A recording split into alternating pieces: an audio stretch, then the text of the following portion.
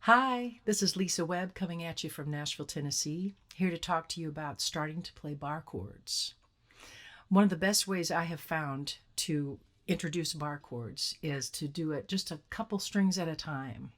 So let's think about our index finger just playing the bottom two strings. And let's put them on the 7th fret, second dot, 7th fret, and strum all the way across. And you've got an instant C major 7 chord. Really pretty sound. And this can move up and down a little bit, up and down your fretboard. Has some really nice sounds. I use this a lot for introductions.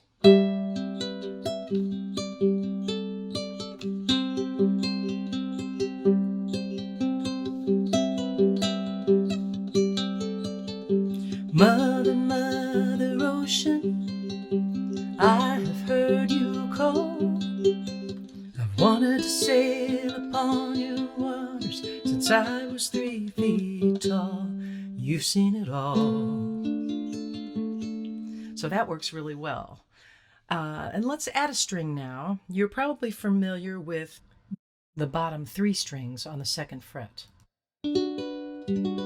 G major 7. It's a really pretty sound. So let's move that around a little bit. Up a fret on the 3rd fret is your C minor chord. And that reminds me of a song. You can follow along on the handout here. April in Paris. April in Paris, chestnuts in blossom. And that works really well, just to have those 3 bottom notes barred.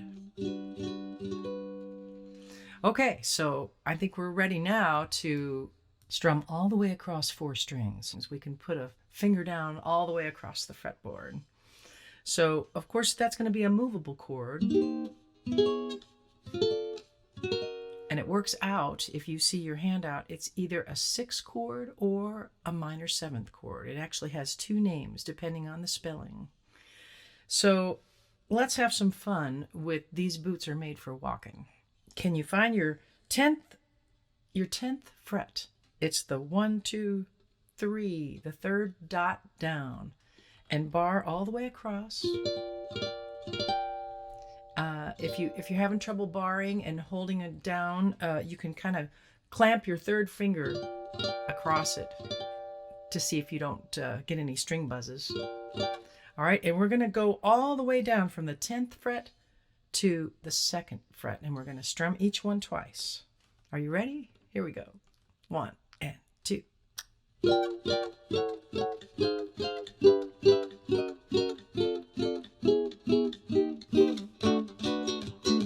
Pretty cool.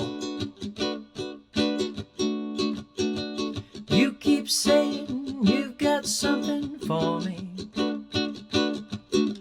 something you call love, but confess. And if you'll notice at the end there, I just did a little slide down. It just makes it a little jazzier if you kind of slide down on the upbeat. It sounds really cool. And all you have to do is bar across all the strings. Okay, so let's look at our last song, which is Moon Dance. Moon Dance has a pretty repetitive intro and first part of the first verse. You're going to strum an A minor, and then you're going to strum either, you can call it either a D6 or a B minor 7. And you get your groove going.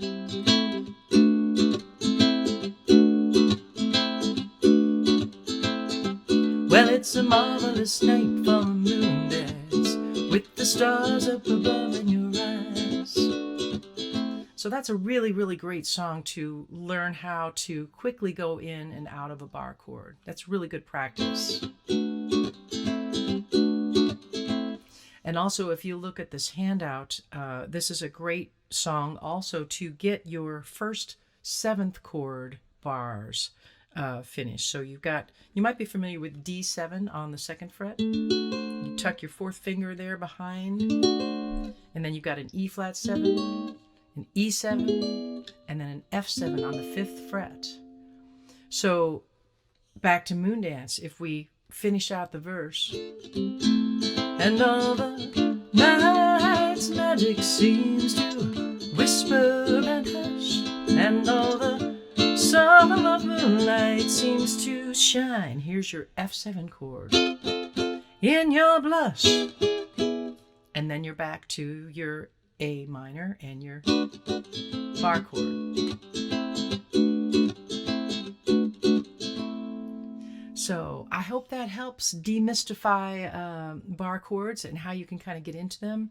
They really add a great dimension to your playing. Thanks so much for listening. Happy strumming.